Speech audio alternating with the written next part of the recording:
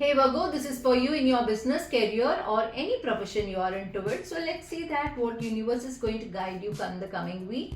And you stay connected to the universal energy. I'm going to connect with your energy, Virgo. So let's see that what is the universe is going to guide you for this. So let's get to the energy of the universe for in your business, career, and here's the card.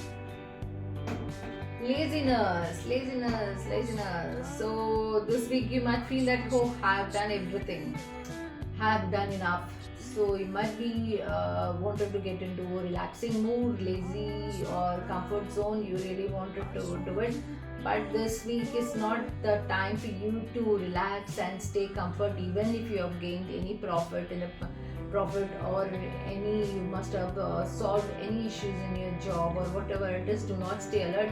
This do not say stay lazy, because this week you have to be very assertive and be alert with what is happening around you, because your laziness might give you trouble. So in business also, do not think that you have got profit or whatever you have achieved your goal, whatever it is, it's not enough. Do not stay very lazy. Just wanted to be alert so that you don't miss out so many things. You do not some people will not your competitors will not come and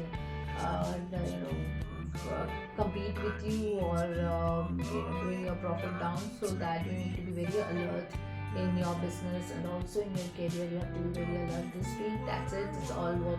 Number 9, it's a mass energy action time for you, not the laziness time. See you.